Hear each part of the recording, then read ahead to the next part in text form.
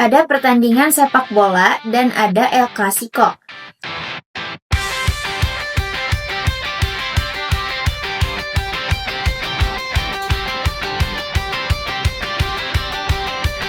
Setiap kali Real Madrid dan Barcelona bertemu, dunia sejenak berhenti berputar.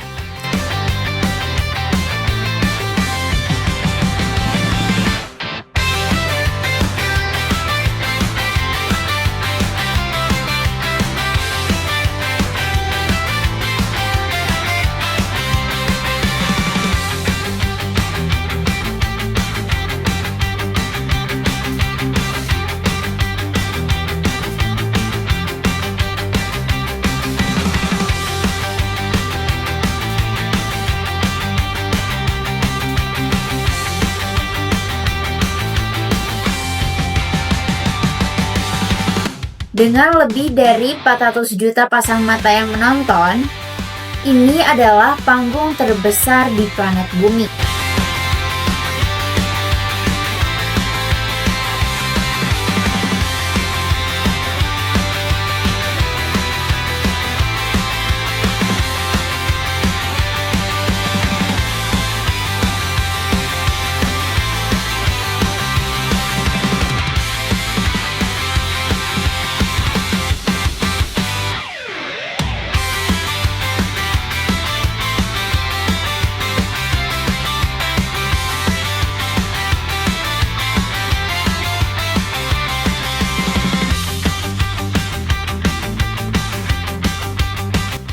Namun, tahukah kalian guys, bahwa kebencian ini tidak lahir dari sekadar perebutan trofi? Ini adalah pertempuran dua kota, dua ideologi, dan dua identitas yang berbeda.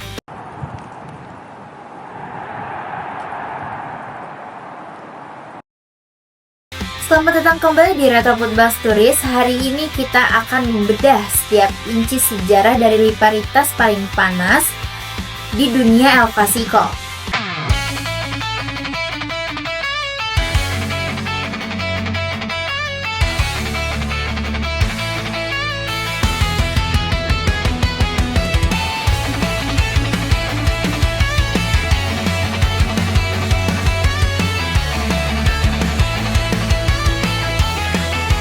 Bagi Barcelona, mereka adalah Més que un club, lebih dari sekedar klub. Mereka adalah tentara tak bersenjata dari sebuah wilayah yang ingin merdeka. Di sisi lain, Real Madrid adalah wajah kebanggaan Spanyol di mata dunia. Nah, ketika kedua tim ini bertemu, bola yang ditendang membawa beban sejarah yang sangat berat. Adegan ini sangat penting karena membangun pondasi mengapa mereka saling membenci. Real Madrid sering diasosiasikan sebagai klub pemerintah pusat atau establishment, sementara Barcelona menjadi simbol perlawanan rakyat Catalunya. Di era kediktatoran Franco, Camp Nou adalah satu-satunya tempat di mana bahasa dan identitas Catalunya boleh diekspresikan secara bebas. Sepak bola menjadi alat perlawanan politik.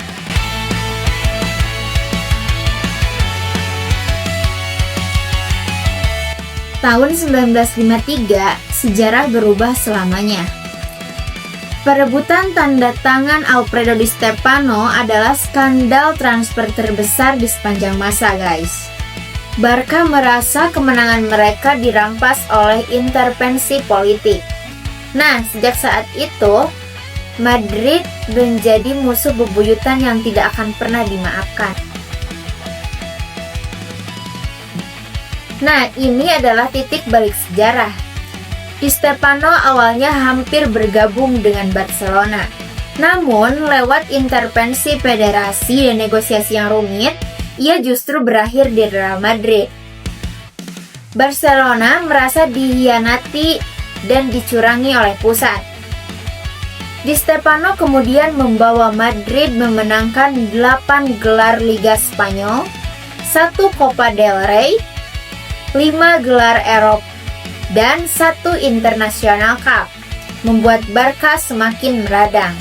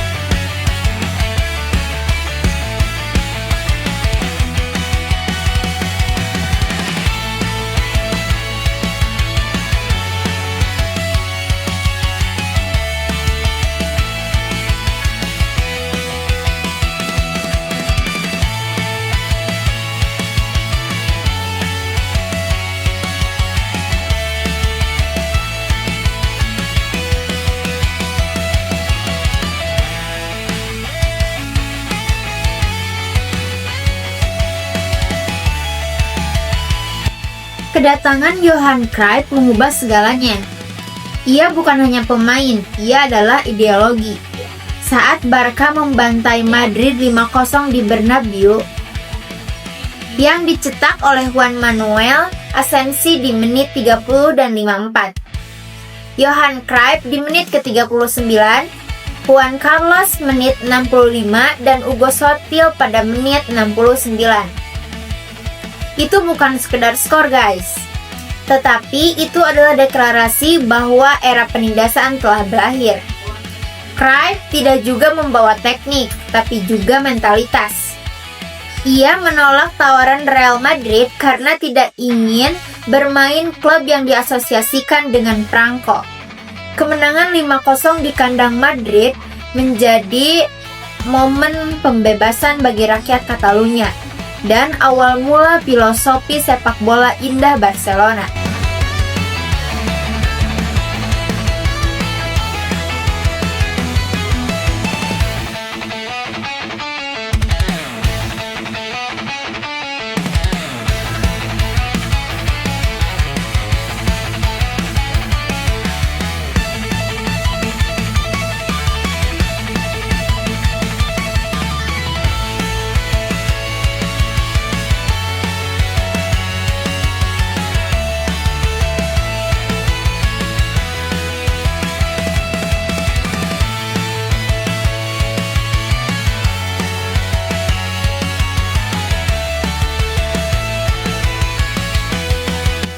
Era ini adalah tentang dominasi.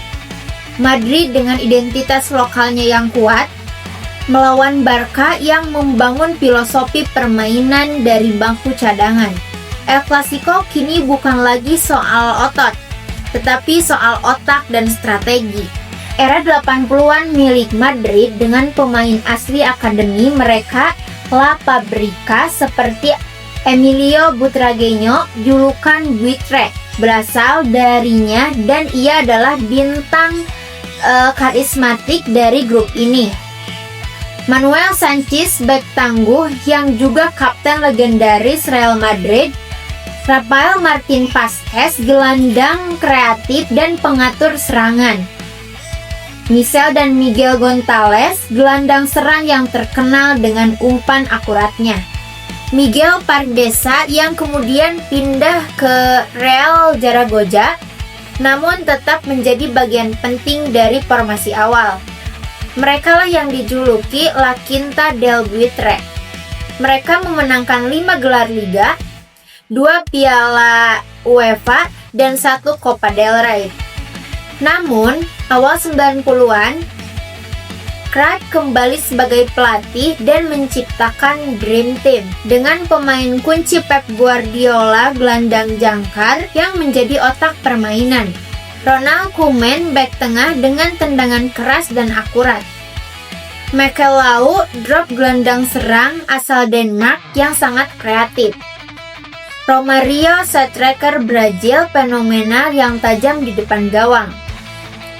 George Hagi, gelandang serang Rumania dengan tendangan keras dan visi bermain. Christos Stoichkov, winger cepat dan eksplosif dari Bulgaria. Jose Mari Bakero dan Ciki Begiristain, gelandang dan sayap serang yang turut berkontribusi. Mereka memenangkan 4 gelar Liga berturut-turut, 1 Piala Eropa, 1 Piala Winners, 1 Copa del Rey, dan 4 Supercopa de España. Ini adalah era di mana kedua tim saling bergantian menunjukkan dominasi taktik yang sangat tinggi.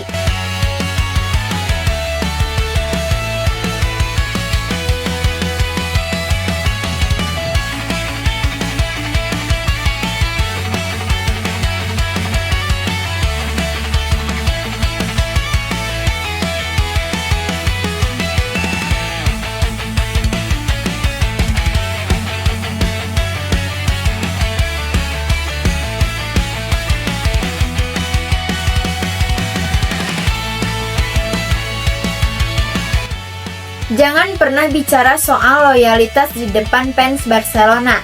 jika namamu adalah Luis Figo. Kepindahan Figo ke Madrid adalah pengkhianatan paling menyakitkan. Camp Nou berubah menjadi neraka bagi sang pengkhianat, dan kebencian El Clasico mencapai level yang belum pernah ada sebelumnya. Nah, di tahun 2000, Florentino Perez mulai era Galacticos dengan mendatangkan pemain-pemain kelas dunia seperti Zinedine Zidane, Ronaldo Nazario, David Beckham, Roberto Carlos, dan yang terakhir dengan membajak kapten dan ikon Barca, Luis Figo. Kemarahan fans Barca mencapai titik didih. Kejadian kepala babi menjadi simbol kebencian paling nyata dalam sejarah rivalitas ini.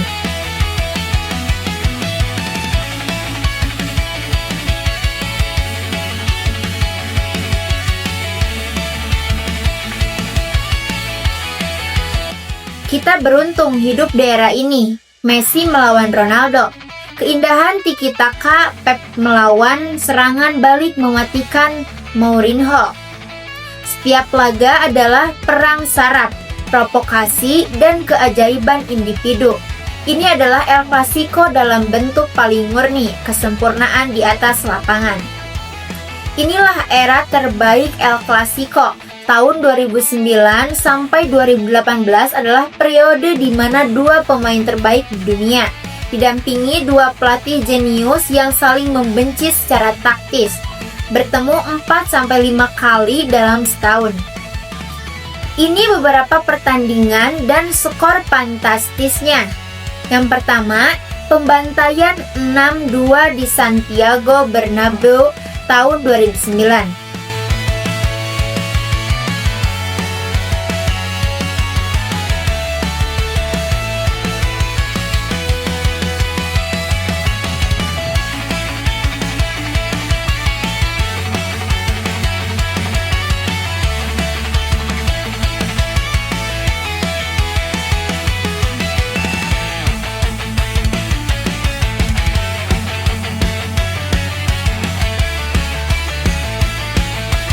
Barcelona mempermalukan Real Madrid di kandang mereka sendiri.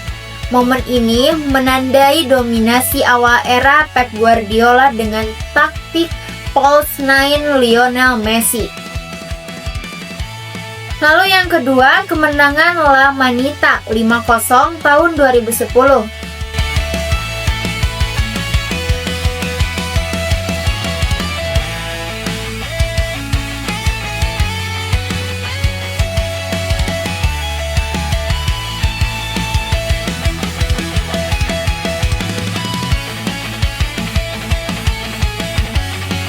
Debut El Clasico Jose Mourinho berakhir tragis saat Real Madrid dilibas 5-0 di Camp Nou.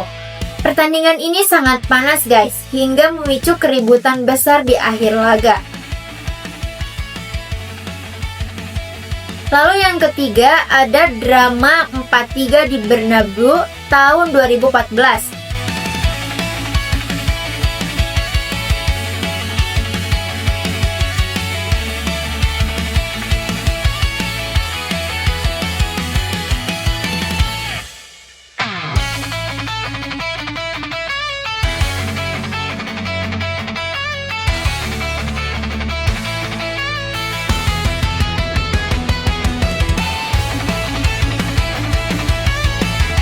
Pertandingan ini diwarnai 3 tendangan penalti dan kartu merah untuk Sergio Ramos. Lionel Messi mencetak hat-trick yang menentukan kemenangan Barcelona.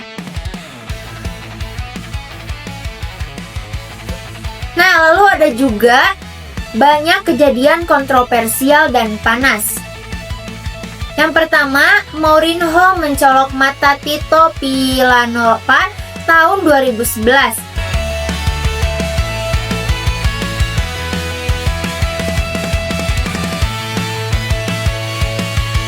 Dalam laga Piala Super Spanyol yang ricuh, Jose Mourinho tertangkap kamera mencolok mata asisten pelatih Barca saat itu, Tito Vilanova, di pinggir lapangan. Lalu Cristiano Ronaldo mendorong Pep Guardiola tahun 2010.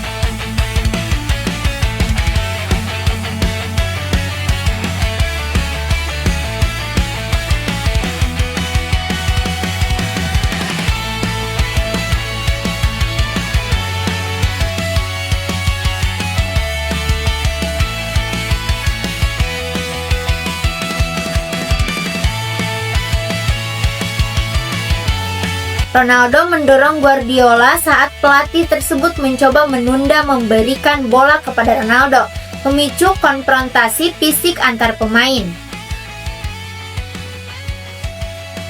Lalu kartu merah dan amarah Sergio Ramos tahun 2010.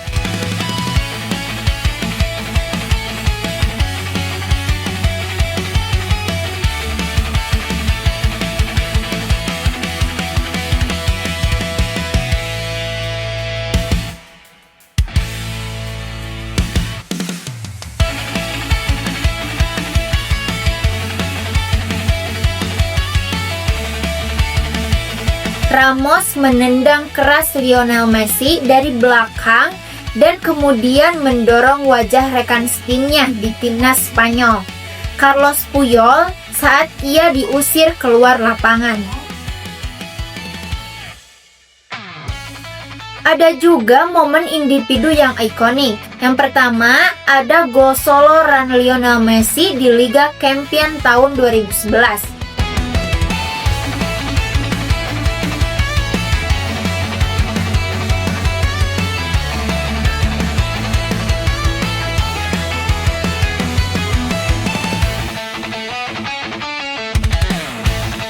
Messi melewati hampir seluruh pertahanan Madrid dari tengah lapangan untuk mencetak gol di semifinal Liga Champions di Bernabeu. Lalu yang kedua, sprinting Gareth Bale atau final Copa del Rey 2014.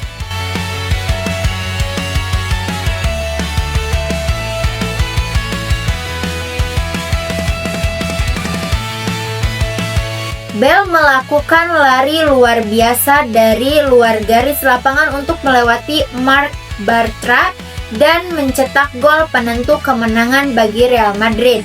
Lalu yang ketiga, selebrasi jersey Messi 2017.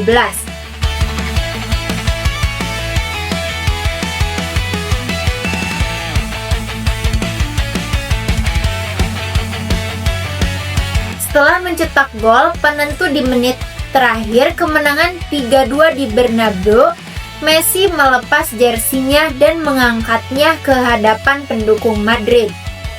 Dan yang keempat, selebrasi Calma Cristiano Ronaldo 2012.